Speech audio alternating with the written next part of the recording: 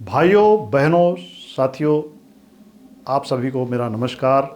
मैं हूं विद्याधर गर्ग शुक्ला और आप देख रहे हैं नमस्ते टू लाइफ। साथियों, क्या आपको पता है कि हमारे शहडोल में एक ऐसा खजाना छुपा हुआ है जिसकी कीमत अरबों खरबों में भी नहीं आंकी जा सकती है।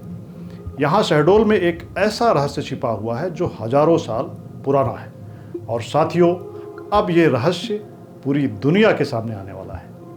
साथियों, आज मैं आपको लेकर चलने वाला हूँ शहडोल के एक ऐसे रहस्यमय स्थान पर जहाँ हजारों साल पहले की ऊर्जा आज भी हवा में कंपन करती है, जहाँ के हर पत्थर में स्त्री शक्ति का स्पंदन है और जहाँ 64 दिव्य शक्तियाँ, योगिनियाँ अपने असली रूप में विराजमान हैं। जी हाँ दोस्तों, मैं बात कर रहा हूँ शहडोल के 64 योगिनी मंदिर की, जो अब यूनेस्को की विश्व धरोहर की संभावित सूची यानी टेंटेटिव लिस्ट में शामिल हो चुका है। जी हाँ दोस्तों, हमारा छोटा सा शहडोल जिला अब पूरी दुनिया में चर्चा का विषय बन गया है। साथियों, आपके दिमाग में प्रश्न आ रहा होगा कि क्यों हमारा छोटा सा जिला अब पूरी दुनिया में चर्चा का विषय बन गया है।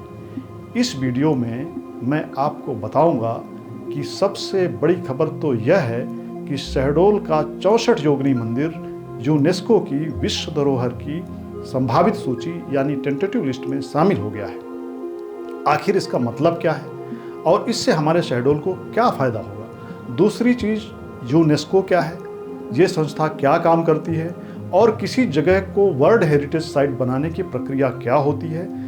और तीसरा, क्या है 64 योगिनियों का रहस्य? ये 64 योगिनियाँ कौन हैं? 1000 साल पहले इनकी पूजा कैसे होती थी और फिर अचानक से ये परंपरा कैसे गायब हो गई? ये सब मैं आपको बताऊंगा। और चौथी चीज़ जो मैं बताने जा रहा हूँ वह है शहडोल के योगिनी मंदिर की खासियत। आखिर हमारे शहडोल के योगिनी मंदिर में ऐसा क्या है कि टूटी फूटी मूर्तियों के बावजूद पूरी दुनिया की नज़र इस पर है? पांचवी चीज़, शहडोल की योगिनी मूर्तियाँ देश के बाकी योगिनी मंदिरों की मूर्तियों से अलग और ख़ास क्यों हैं? इनकी वो 4 अनूठी विशेषताएं जिन्होंने इसे विश्व स्तरीय उत्कृष्ट मूल्य अर्थात आउटस्टैंडिंग यूनिवर्सल वैल्यू का दर्जा दिलाया है, वो क्या हैं? छठवीं चीज़ जो मैं आपको बताने जा रहा हूं वह यह है कि क्यों 11 फरवरी 2025 शहडोल के लिए एक ऐतिहासिक तारीख बन गई है और कैसे हमारे शहडोल को भारत के 12 अन्य मंदिरों के साथ यूनेस्को की टेंटेटिव लिस्ट में शामिल किया गया है। अगर शहडोल को यूनेस्को वर्ल्ड हेरिटेज साइट का दर्जा मिल जाता है तो इससे हम शहडोल वासियों का क्या फ़ायदा होगा? कैसे यह हमारे ज़िले की पहचान बदल जाएगी? कैसे पर्यटन और रोजगार के अवसर बढ़ेंगे? ये सब मैं आपको बताने जा रहा हूँ। लेकिन साथ ही मैं आपको वो कड़वी सच्चाई भी बताऊँगा जो इस रास्ते में सबसे बड़ी अड़चन है। यूनेस्को की रिपोर्ट में वो कौन सी चिंताएं यानी कंसर्न जताई गई हैं जिन्हें दूर करना हमारी सबसे बड़ी चुनौती है। और सबसे महत्वपूर्ण, आज 21वीं सदी में महिला सशक्तिकरण अर्थात वुमेन एम्पावरमेंट और योगा और वास्तुकला आर्किटेक्चर के दौर में इन 1000 साल पुरानी मूर्तियों की क्या प्रासंगिकता, रिलेवेंस है? और क्या आप जानते हैं कि हमारे संसद भवन का डिजाइन भी इन्हीं एक योगिनी मंदिरों से प्रेरित था? तो साथियों, आइए शुरू करते हैं।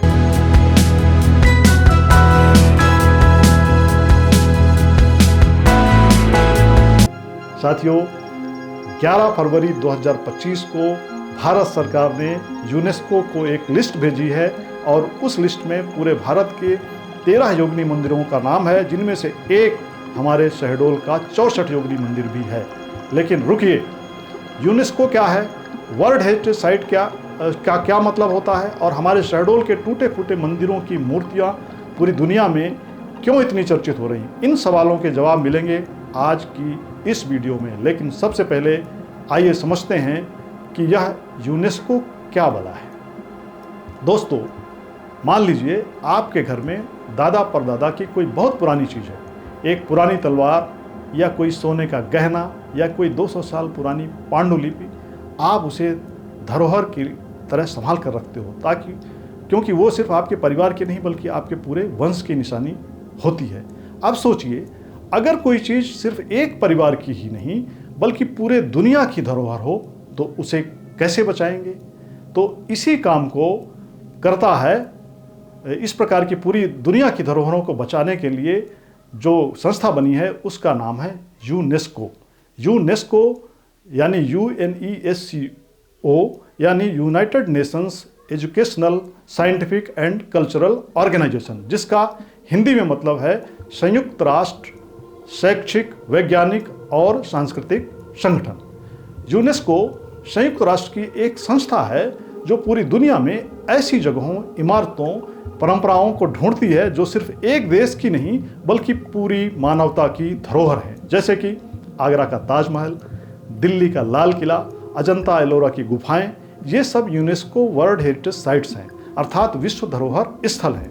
और अब हमारे शहडोल का 64 योगिनी मंदिर भी इसी विश्व धरोहर स्थल की सूची में शामिल होने के करीब है। लेकिन साथियों, यूनेस्को की विश्व धरोहर स्थल की सूची में आना इतना आसान नहीं है, क्योंकि सबसे पहले भारत सरकार यूनेस्को को एक टेंटेटिव लिस्ट भेजती है, यानी एक अस्थायी सूची भेजती है, जिसमें वो जगह होती हैं, वे स्थान होते हैं जिन्हें हम वर्ल्ड हेरिटेज साइट बनाना चाहते हैं। फिर यूनेस्को के विशेषज्ञ आते हैं, जांच करते हैं, और अगर सब कुछ सही रहा तो वो जगह वर्ल्ड हेरिटेज साइट बन जाती है।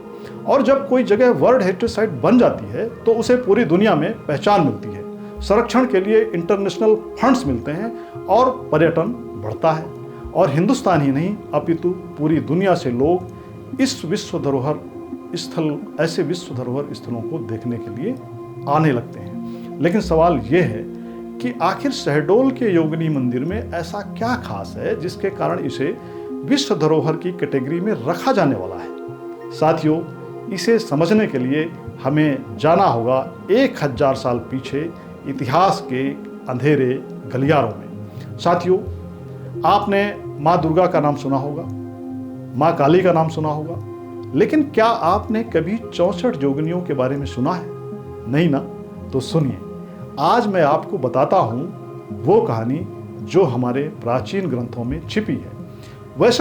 वैसे तो योगिनी शब्द का मतलब होता है योग करने वाली स्त्री, लेकिन तांत्रिक परंपरा में योगिनियाँ कोई साधारण देवियाँ नहीं है।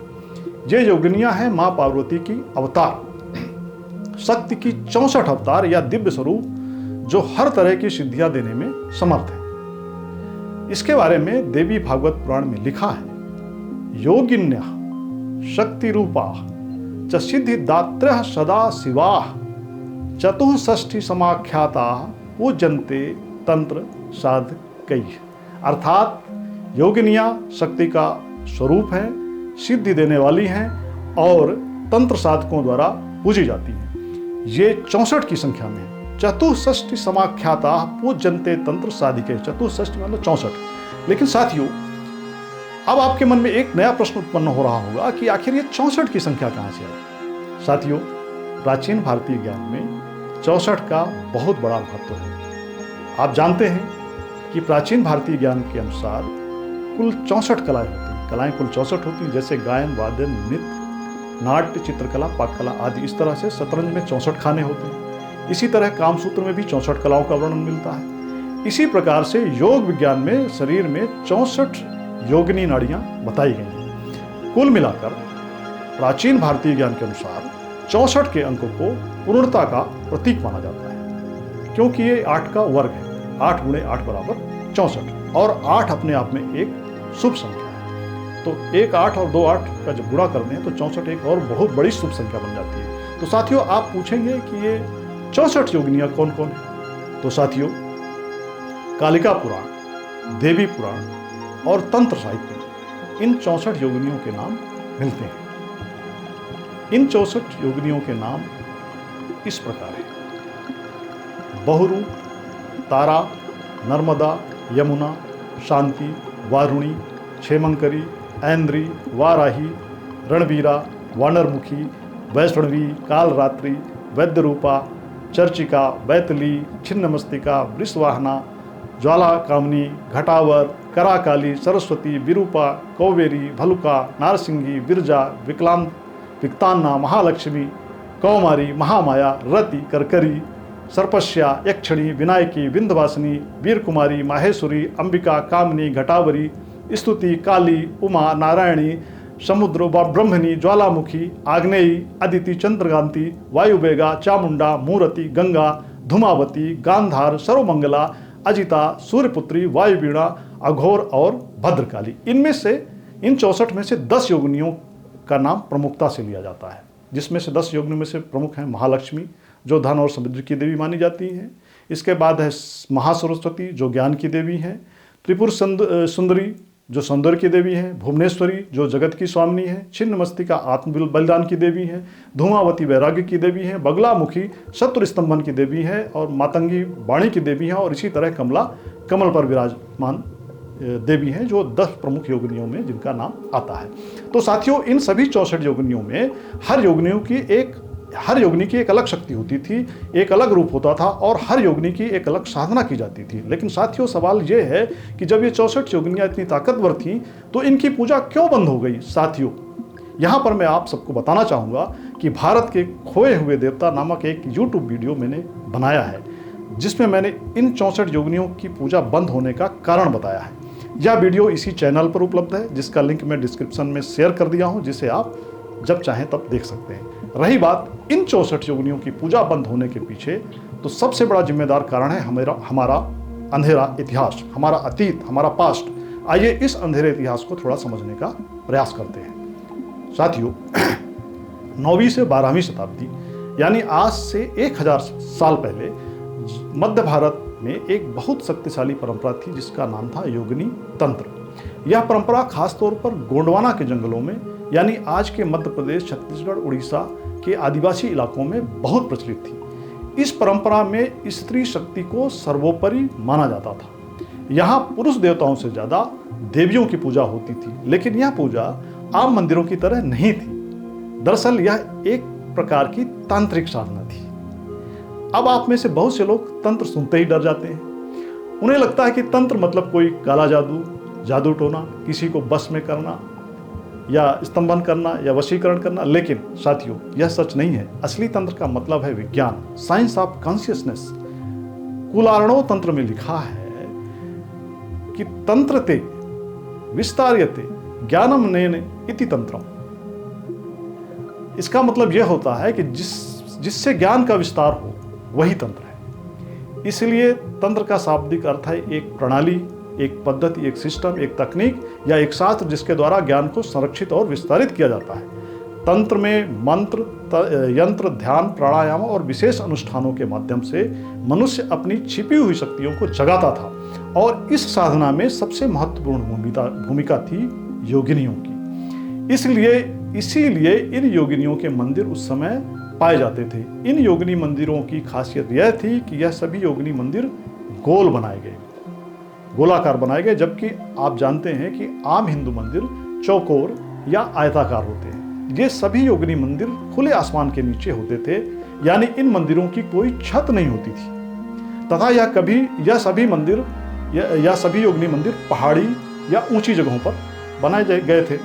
और सबसे अनोखी बात यह थी कि इन सभी योगिनी मंदिरों के बीच में एक शिवलिंग होता था तथा इन योगिनी मंदिरों में चारों ओर गोलाई में 64 कोठरियां होती थी। छोटे छोटे कमरे होते थे तथा इस प्रकार की हर कोठरी में एक योगिनी की मूर्ति होती थी। साथियों, अब आप सोच रहे होंगे कि योगिनी मंदिरों में आखिर यह व्यवस्था क्यों होती थी। तो इसका उत्तर यह है कि इसका कारण यह था कि यहाँ तांत्रिक साधक पूर्णिमा की रात को खुले आसमान के नीचे एक विशेष अनुष्ठान करते थे। बीच में शिवलिंग के सामने बैठकर साधक हर योगिनी को एक एक करके प्रणाम करते थे, मंत्रों का जाप करते थे और चक्कर लगाते हुए पूरे मंडल में ऊर्जा का संचार करते थे। इस प्रक्रिया को कहते थे चक्र पूजा। योगिनी तंत्र में वर्णित है, चक्र मध्ये महादेवम योगिनी भी समावृतम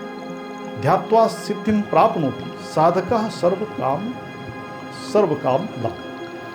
अर्थात चक्र के मध्य में महादेव शिव हैं और चारों ओर योगिनियां हैं। जो साधक चक्र के मध्य योगिनियों से परिवृत्त महादेव का ध्यान करता है, वह सभी कामनाएं पूर्ण करने वाली सिद्धि प्राप्त करता है।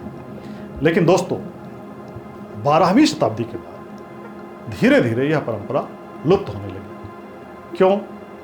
इसके कई कारण थे, जैसे कि इस्लामिक आक्रमण हुए, मुसलमानों के आक्रमण ने बहुत से मंदिरों को नष्ट कर दिया। हिंदू धर्म में वैष्णव और शैव परंपराएं ज़्यादा मजबूत हो गई, विष्णु और शिव की पूजा ज़्यादा होने लगी। तांत्रिक परंपराओं को गुप्त विद्या माना गया और वह आम लोगों से धीरे धीरे दूर हो गई। इसके साथ ही ब्रिटिश काल यानी जब अंग्रेजों का शासन काल आया तो तंत्र को अंधविश्वास मानकर खारिज कर दिया गया। नतीजा यह हुआ कि 64 योगिनी मंदिर जो कभी भारत के कई हिस्सों में हुआ करते थे, आज केवल 13 ही बचे हैं, 13, और इनमें से ज़्यादातर खंडहर में तब्दील हो चुके हैं। लेकिन साथियों, अच्छी बात यह है कि अब फिर से इन मंदिरों को नई पहचान मिल रही है और इसी कड़ी में हमारे शहडोल के योगिनी मंदिर को दुनिया के सामने लाया जा रहा है। तो अब सवाल यह उठता है कि शहडोल के योगिनी मंदिर में क्या खास है। साथियों, जब भी 64 योगिनी मंदिरों की बात होती है तो सबसे पहले नाम आता है ग्वालियर के पास मितावली का जो योगिनी मंदिर, उसका नाम आता है क्योंकि वो पहले से बहुत प्रसिद्ध है। फिर खजुराहो के योगिनी मंदिर का नाम आता है। फिर जबलपुर में भेड़ाघाट का जो योगिनी मंदिर है उसका नाम आता है। ये 3-4 जो मंदिर है मध्य प्रदेश के बहुत पहले से ही फेमस है। लेकिन बहुत कम लोग जानते हैं कि शहडोल में भी एक बेहद महत्वपूर्ण योगिनी मंदिर था। लेकिन यहाँ एक ट्विस्ट है। ट्विस्ट क्या है साथियों? शहडोल में आज कोई पूरा का पूरा योगिनी मंदिर नहीं बचा है। यहाँ जो मिला है वो है योगिनी मूर्तियों का एक अद्भुत संग्रह। जी हाँ, पुरातत्वविदों को शहडोल और शहडोल के आसपास के इलाकों में योगिनियों की 2 अलग अलग श्रृंखलाओं की मूर्तियां मिली हैं। एक बैठी हुई योगिनियों की मूर्तियों की श्रृंखला है और दूसरी खड़ी योगिनियों की मूर्तियों की श्रृंखला है। और सबसे दिलचस्प बात यह है कि हर मूर्ति पर नाम खुदा हुआ है। जी हाँ साथियों, हर योगिनी की मूर्ति के नीचे उस योगिनी का नाम खुदा हुआ है। प्राचीन ब्राह्मी लिपि में, उस समय ब्राह्मी लिपि हुआ करती थी, उस ब्राह्मी लिपि में योगिनी का नाम लिखा हुआ है। यह ब्राह्मी लिपि में लिखा हुआ नाम इसलिए महत्वपूर्ण है क्योंकि इससे हमें पता चलता है कि वो कौन सी योगिनी है और उसकी क्या शक्ति है। पुरातत्वविदों का मानना है कि शहडोल में 2 अलग अलग योगिनी मंदिर थे तथा ये दोनों योगिनी मंदिर 9वीं-10वीं शताब्दी में बने थे, अर्थात आज से लगभग 1100-1200 साल पहले। उस समय यह क्षेत्र सहसदुल्लक के नाम से जाना था, सहसदुल्लक के नाम से जाना जाता था, जो बाद में बिगड़कर शहडोल बन गया। उस समय यह इलाका कलचुरी राजवंश और गुर्जर प्रतिहार राजवंश के प्रभाव में था। लेकिन साथियों, दुर्भाग्य से समय के साथ योगिनी मंदिर नष्ट हो गए। हो सकता है भूकंप आया हो या किसी आक्रमण में मंदिर तोड़ दिए गए हों। नतीजा यह हुआ कि शहडोल में पाई जाने वाली योगिनी मूर्तियां इधर उधर बिखर गई। कुछ मूर्तियां जंगल में पड़ी पाई गई, कुछ को स्थानीय लोगों ने अपने घरों में ले जाकर रख लिया और कुछ तो चोर उठा ले गए। लेकिन 20वीं सदी में जब भारतीय पुरातत्व सर्वेक्षण ASI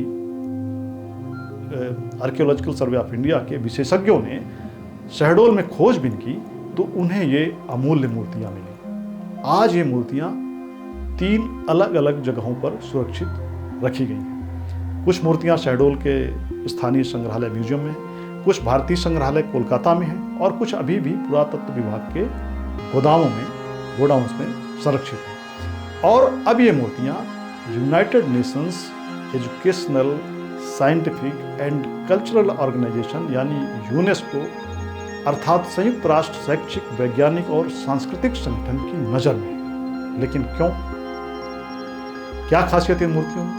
जैसा कि मैंने पहले भी उन मूर्तियों की कई खासियत बताई हैं, लेकिन फिर भी मैं अभी आपको कुछ और खासियत बताने जा रहा हूँ। शहडोल की योगिनी मूर्तियाँ बाकी जो योगिनी मूर्तियाँ हैं उनसे और किस प्रकार से अलग हैं? साथियों, शहडोल में मिली योगिनी मूर्तियाँ जो हैं उनकी पहली विशेषता यह है कि यह योगिनी मूर्तियाँ 2 अलग अलग आर्टिस्टिक स्टाइल यानी 2 अलग अलग शैलियों में बनी है और 2 अलग अलग स्टाइल में बनी है, लेकिन दोनों की लिपि और शिल्पकला एक जैसी है। इसका मतलब है प्राचीन काल में शहडोल में पाए जाने वाले दोनों योगिनी मंदिर एक ही समय में शायद एक ही राजा के संरक्षण में बने थे। यह भारतीय इतिहास में बहुत दुर्लभ है कि एक ही जगह पर 2 योगिनी मंदिर रहे हों। शहडोल में मिली योगिनी मूर्तियों की दूसरी विशेषता यह है कि ये नामांकित मूर्तियां हैं। जैसा कि मैंने शुरू में बताया कि इन सब में योगिनियों के नाम अंकित हैं, जैसा कि देश के बाकी योगिनी मंदिरों में ज़्यादातर मूर्तियों में योगिनियों के नाम नहीं लिखे हैं, लेकिन शहडोल की हर मूर्ति पर ब्राह्मी लिपि में संस्कृत में नाम लिखा हुआ है, जैसे कि इंद्राणी, वाराही, चामुंडा, ब्रह्माणी आदि। यह शोधकर्ताओं के लिए सोने की खदान जैसा है, क्योंकि इससे योगिनी पूजा की परंपरा को समझने में मदद मिलती है। शहडोल में मिली योगिनी मूर्तियों की तीसरी विशेषता यह है कि इन मूर्तियों में योगिनियाँ विविध मुद्राओं में हैं और अस्त्र शस्त्र से सुसज्जित हैं। हर योगिनी अलग अलग मुद्रा में है तथा अलग प्रकार के हथियार लिए हुए है। किसी के हाथ में त्रिशूल है, किसी के हाथ में खड़ग तलवार है, किसी के हाथ में खप्पर यानी स्कल है, खोपड़ी है, तो किसी के हाथ में डमरू है। यह दर्शाता है कि हर योगिनी अलग है तथा हर योगिनी की शक्तियाँ भी अलग अलग हैं। तो शहडोल में मिली योगिनी मूर्तियों की चौथी विशेषता यह है कि इन मूर्तियों में आदिवासी कला का बहुत बड़ा प्रभाव है। साथियों, जैसा कि आप जानते हैं कि शहडोल गोंडवाना क्षेत्र में आता है, जो सदियों से गोंड और बैगा जनजातियों का घर रहा है। इसीलिए शहडोल की इन योगिनी मूर्तियों में आदिवासी कला की झलक स्पष्ट दिखती है। चेहरे की बनावट, गहनों की डिजाइन और शरीर की मुद्राएं, ये सब ट्राइबल एस्थेटिक्स यानी आदिवासी सौंदर्य शास्त्र का ही नमूना है जो इन मूर्तियों में पाया जाता है। यही तो है इन महान मूर्तियों की असली खूबसूरती कि इनमें उच्च हिंदू दर्शन और स्थानीय आदिवासी आस्था दोनों का अद्भुत मिश्रण है। और शायद इसीलिए यूनेस्को ने इन मंदिरों को, इन मूर्तियों को आउटस्टैंडिंग यूनिवर्सल वैल्यू यानी विश्वस्तरीय उत्कृष्ट मूल्य वाला माना है। साथियों, अब आइए समझते हैं कि यूनेस्को ने इन मंदिरों को क्यों चुना है।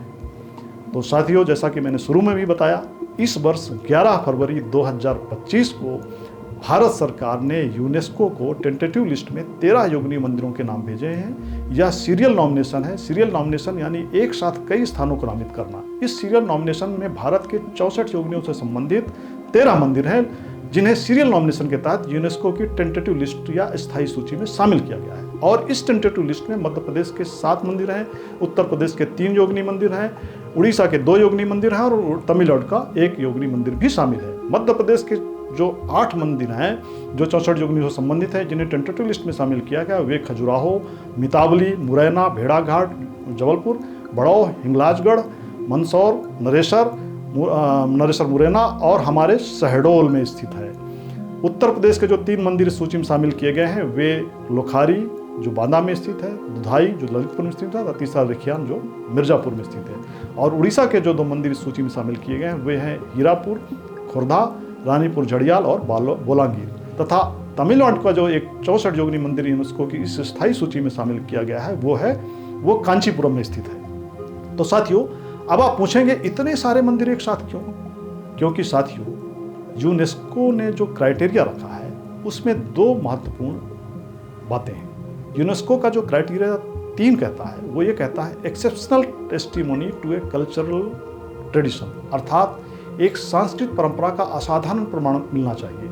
यह मंदिर एक ऐसी सांस्कृतिक परंपरा के गवाह हैं जो आज लुप्त प्राय हो चुकी है। जैसा कि योगिनी पूजा 9वीं से 12वीं शताब्दी में बहुत शक्तिशाली थी, लेकिन आज यह परंपरा नहीं रही।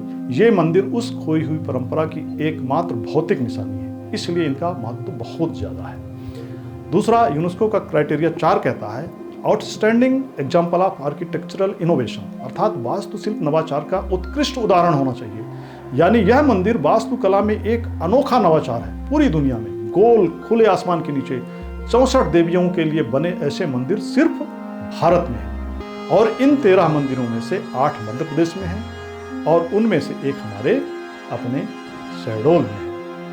तो यह हमारे लिए कितने बड़े गर्व की बात है कि ये मंदिर कितने महत्वपूर्ण हैं जो हमारे छोटे से जिले शहडोल में पाए जाते हैं। तो साथियों, अब आप सोच रहे होंगे कि अगर ये मंदिर यूनेस्को की वर्ल्ड हेरिटेज साइट बन गए तो शहडोल का क्या फायदा होगा। तो सुनिए, पहला फायदा तो यह होगा कि शहडोल को एक अंतर्राष्ट्रीय पहचान मिल जाएगी। शहडोल पूरी दुनिया के नक्शे में आ जाएगा, उस दुनिया के नक्शे में सबसे ऊपर आ जाएगा। शहडोल जो आज तक सिर्फ कोयले की खदानों और जंगलों के लिए जाना जाता था, अब पूरी दुनिया में एक धार्मिक और सांस्कृतिक केंद्र के रूप में पहचाना जाने लगेगा। दूसरा फायदा यह होगा कि शहडोल में पर्यटन में बहुत ज़्यादा बढ़ोतरी होगी। पर्यटक बहुत ज़्यादा मात्रा में आने लगेंगे। जैसे ही यूनेस्को का टैग लगेगा, दुनिया भर के पर्यटक शहडोल आने लगेंगे। उदाहरण के लिए खजुराहो के देख लीजिए।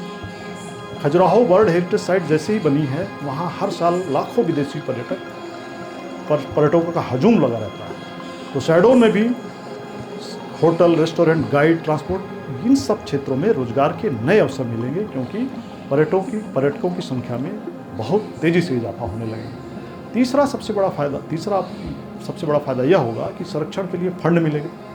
यूनेस्को वर्ल्ड हेरिटेज साइट्स को अंतर्राष्ट्रीय स्तर पर संरक्षण के लिए फंड मिलता है। इसका मतलब यह है कि शहडोल की बिखरी हुई जो योगिनी मूर्तियां हैं, उनको एक जगह, एक भव्य संग्रहालय में, जो विश्व स्तर का संग्रहालय होगा, उसको सही तरीके से प्रदर्शित किया जा सकेगा और उसके लिए फंड मिलेगा।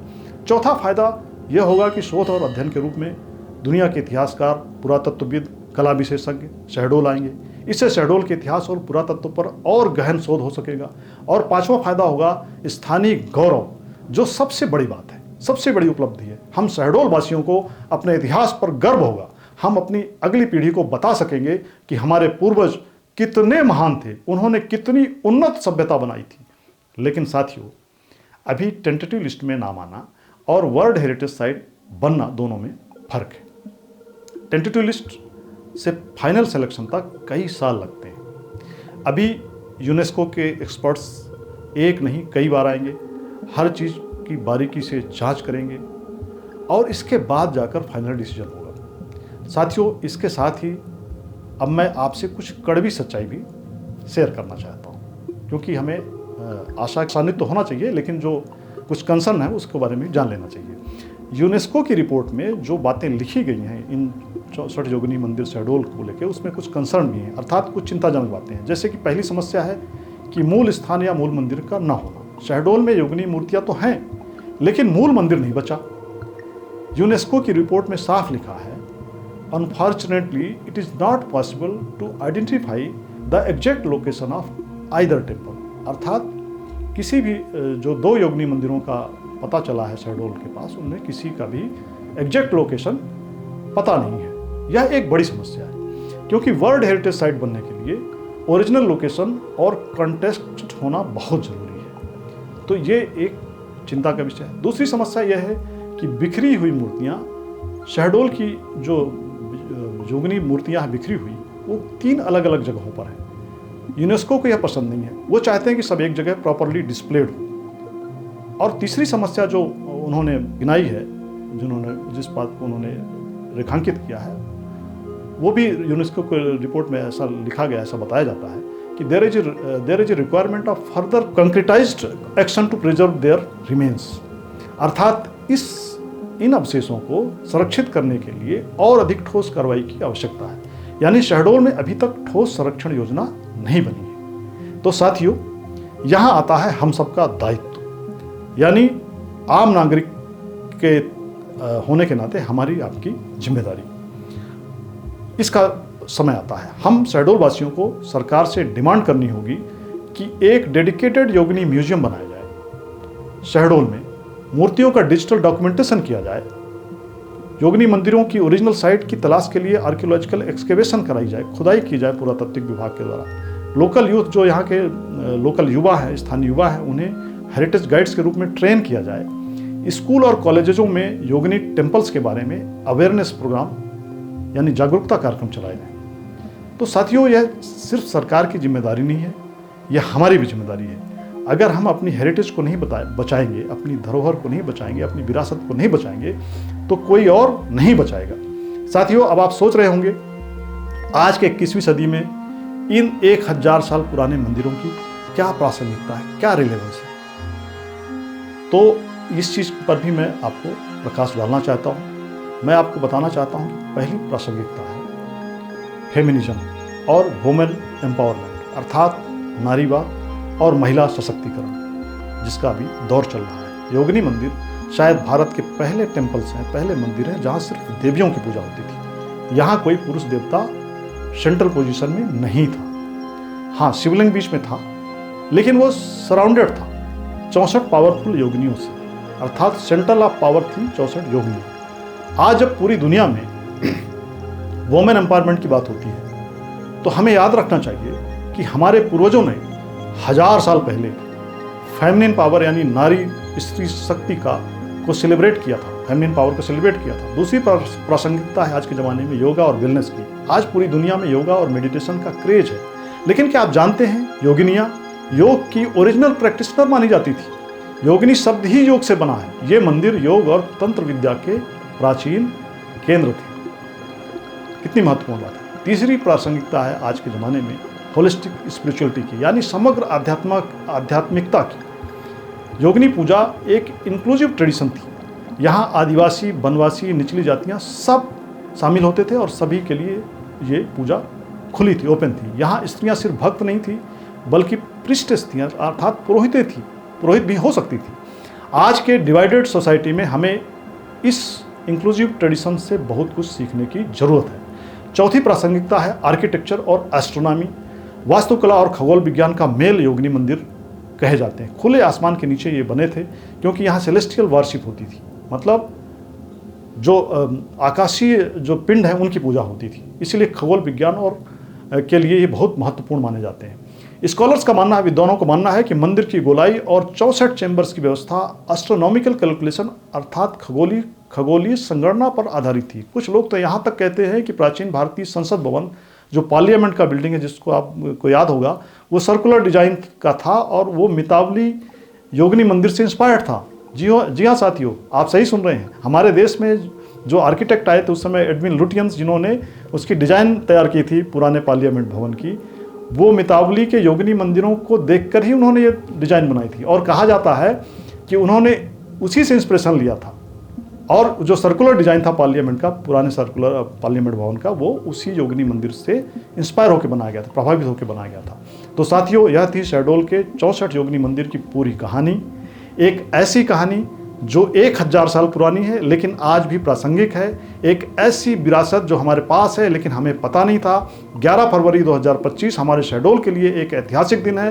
पहली बार हमारा छोटा सा जिला अंतर्राष्ट्रीय स्तर पर पहचान पाने के करीब है। लेकिन दोस्तों, यह सिर्फ शुरुआत है। अस्थायी सूची में आना मतलब यह नहीं कि काम खत्म हो गया, अब असली काम शुरू होने वाला है। मैं आपसे, खासकर शहडोल वासियों से रिक्वेस्ट करता हूं कि अपनी विरासत को पहचानिए, योगिनी मंदिरों के बारे में पढ़िए, समझिए, अपने बच्चों को बताइए कि यह हमारा गौरवशाली इतिहास है। सोशल मीडिया पर शेयर कीजिए, जितना ज़्यादा लोग जानेंगे उतना ही बेहतर होगा। लोकल अथॉरिटीज़ से डिमांड कीजिए कि एक म्यूजियम बने, प्रॉपर कंजर्वेशन हो, विजिट कीजिए। अगर आप शहडोल या उसके आसपास हैं तो योगिनी मूर्तियों को देखने ज़रूर जाइए। साफ़ सफाई में योगदान दीजिए। अगर कोई हेरिटेज साइट, विरासत स्थल गंदा है तो खुद साफ कीजिए। साथियों, यूनेस्को वर्ल्ड हेरिटेज साइट या विश्व धरोहर स्थल बनना सिर्फ एक टैग नहीं है, यह है पूरी दुनिया के सामने अपनी पहचान बनाना, यह है अपने पूर्वजों का सम्मान करना, यह है अपनी अगली पीढ़ी के लिए एक समृद्ध हेरिटेज अर्थात विरासत छोड़कर जाना। शहडोल कोयले की खदानों से आगे बढ़कर एक कल्चरल डेस्टिनेशन बन सकता है, लेकिन इसके लिए हम सबको मिलकर काम करना होगा। याद रखिए, हमारी धरती पर 1000 साल पहले 64 योगिनियाँ विराजमान थी। वो शक्ति का प्रतीक थी, वो थी स्त्री सशक्तिकरण की पहली मिसाल, वो थी योग और तंत्र विद्या की गुरु। और आज उनकी मूर्तियाँ हमें पुकार रही हैं, वो कह रही हैं, हमें भूल मत जाओ, हमें संभाल लो, हम तुम्हारी धरोहर हैं। तो दोस्तों, आइए हम सब मिलकर इस हेरिटेज, इस धरोहर, इस विरासत को बचाएं, इसे सेलिब्रेट करें और पूरी दुनिया को दिखाएं कि शहडोल सिर्फ एक छोटा सा जिला नहीं बल्कि एक महान सांस्कृतिक केंद्र है। अगर आपको यह वीडियो इन्फॉर्मेटिव लगी हो तो प्लीज़ लाइक, शेयर और सब्सक्राइब जरूर कीजिएगा। कमेंट में बताइएगा कि आपको योगिनी मंदिरों के बारे में जानकर कैसा लगा और क्या आप शहडोल के इस हिडन ट्रेजर, गुप्त खजाने को देखने आना चाहेंगे कि नहीं। और हाँ, अगर आपके पास कोई एडिशनल इन्फॉर्मेशन हो, अतिरिक्त सूचना हो, या आपके पास योगिनी मंदिरों के बारे में और कोई जानकारी हो तो ज़रूर शेयर कीजिए। और मैं हूँ विद्याधर गर्ग शुक्ला और यह था नमस्ते टू लाइफ चैनल, जिसमें आप ये 64 योगिनी मंदिरों के बारे में, 64 योगिनियों के बारे में जानकारी प्राप्त कर रहे थे। तो साथियों, बहुत बहुत धन्यवाद। जय माता दी और जय हो 64 योगिनियों की। बहुत बहुत धन्यवाद।